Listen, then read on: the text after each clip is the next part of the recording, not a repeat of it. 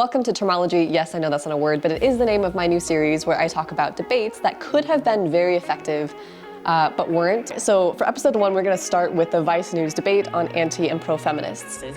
But unfortunately to achieve when that's not the case.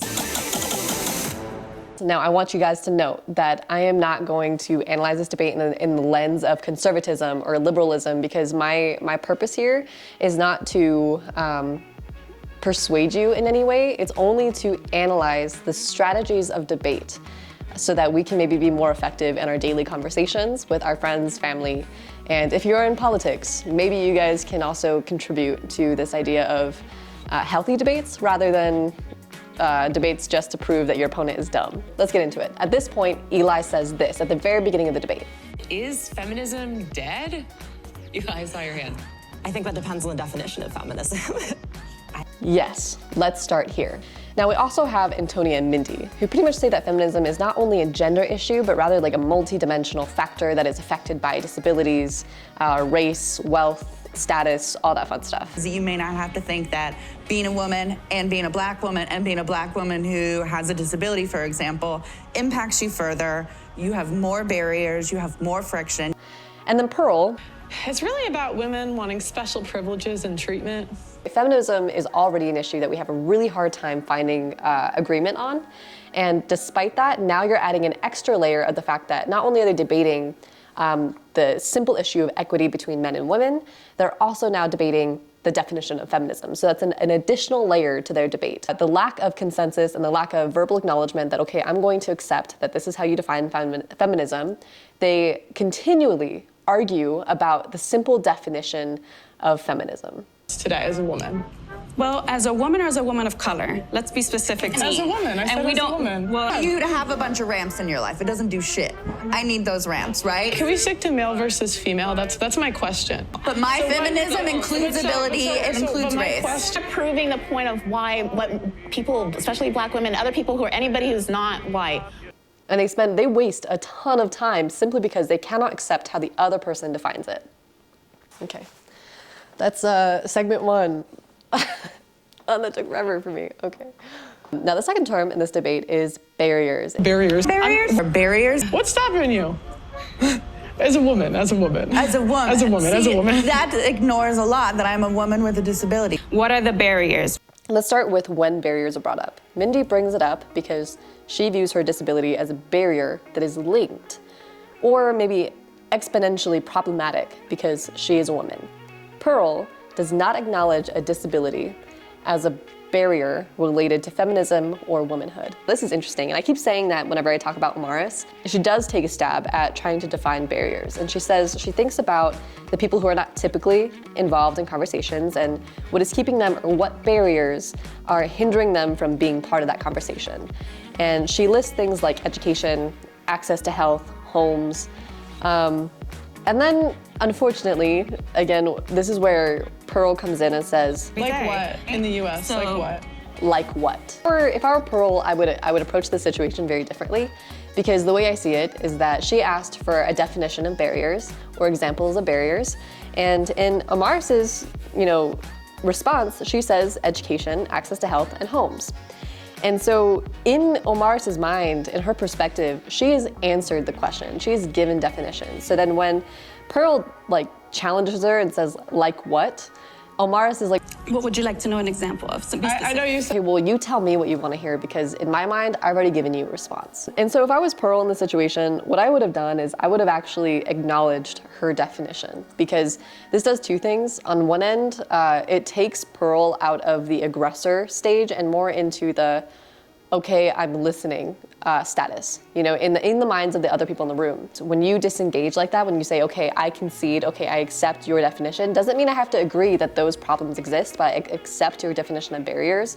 They can then move forward into examples. What I would then ask is, can you explain to me how education is currently a barrier for American women? And even go so far to even say, I might be misinformed or uneducated about how women are being educated right now, like what barriers they're facing. And so can you please explain that to me? And I wouldn't do it in like a you know, like with an attitude. Like I wouldn't try to frame it in like a, you explain to me how there's, you know what I'm saying? I would just honestly, very truthfully, with like a humble attitude say, okay, like I didn't realize that education is still a problem for women in the United States. Can you help me understand how it is a problem? And that is how they're actually going to get to the root of like this whole debate about the term barriers. And then also by disengaging and conceding, you also allow the other person across the table to also let their guard down a little bit because they feel like, okay, this person is listening to me and that they're willing to budge to have this conversation. But if they're not gonna budge, I sure as hell not gonna budge. So I'm editing this video and I'm realizing I have to make a side note. The conversation we're having about barriers is very, very similar to our conversation about the word feminism, because in feminism, they're arguing about whether or not it includes racial factors, disabilities, health, wealth, all that fun stuff.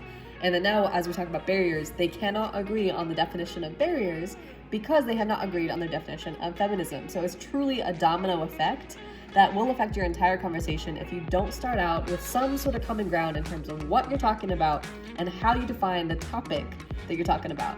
See what I'm saying? I've been a little bit critical of Pearl, so I want to give credit where credit is due. She asks a really great question. I keep hearing the term equity. What would a world that has equity look like? Like, would it be 50% of everyone in the same jobs? Would it be like prison, 50%? That's equality. 50%. So what does equity look like? So equity is generally described as a state of fairness because historically a lot of people have been arguing for equality. And what she did here was brilliant because what she did was she pinpointed a heavily used term because that is the premise of a lot of people's argument is equity. And she does not understand what it means or what it means in the context of their points in conversation. So by finding clarity in terms of what they're envisioning, she can at least either find a better position in her own argument or at least understand where someone is coming from. But Eli sums it up really well. She says, instead of sameness, it is fairness. However, where things go a little bit wrong is that Eli continues her explanation by saying it is removing systemic barriers. And she puts a pretty hard line on that. But I think where true debaters thrive is understanding who they're debating and understanding like how to reach them. In fact, instead of taking the mindset of debate, it is trying to take the mindset of how do I reach this person where they're at so that they can start to understand where I'm coming from. I wouldn't use the word systemic barriers against somebody who in the beginning of the debate stated that there are no barriers, meaning clearly they don't believe in systemic problems. And so what do you do now? I guess that's the question, is what do you do when someone denies your version of reality? Well, this is what I would do. I want to start with the example of the pay gap. And how it came up in the conversation. Pearl responds, because 60% of women have never asked for a raise. So how can you complain about your pay if you don't ask? Why are they not asking? Wait, what happens when women ask? I would use a concession in my favor. I would concede to further the conversation to get some real answers. So what I would say is, okay, I'm going to assume that your stat is correct. You've done the research, I respect that. But can we also agree that because of the feminism movement, because of the pressure that we created, that we are pressuring people to discover those answers? That 60, 70, 80, 90, 100 years ago, we would have not understood, for example, that women are just not simply asking for the raise. And that there was a disparity that people did not bother to research until feminism really pushed people to understand the pay gap. And so feminism doesn't necessarily need to mean that it's the man's fault or that there's a problem with society, but rather that there is a trend in society that women are not asking and we need to understand why. Is it how we raise them? Is it, and like these are all things that you can't answer. At some point in a debate, terms of agreement means that we need to concede certain facts as true, that there needs to be some sort of common ground of our reality. And that comes from both sides. And that's how I would attack term number 3, equity. I just lost my flow, man. I lost the energy. Okay.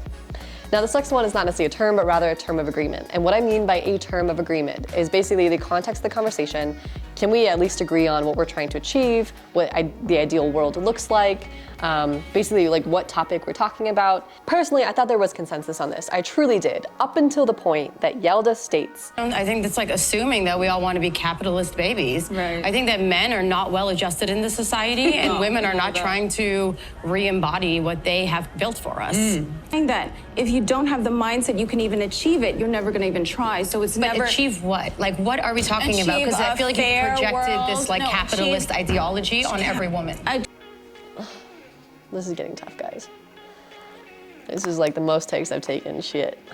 This is a tough one to explain because it's very abstract, but if you pay attention to the video, other feminists in the room are nodding, like, yes, you go, girl. And the problem with that is that the entire conversation has been in the context of what she would call a man's world, you know, like equity in the job, in the workplace, and opportunities. But the minute that she concedes that maybe women want something different is the moment that she's kind of qualifying some of the conservative statements in the room, which are pretty much saying that maybe the gap in the marketplace isn't due to sexism, but rather that women don't have the same value sets or same goals as men do. And so in traditional capitalist workplaces, they just don't match.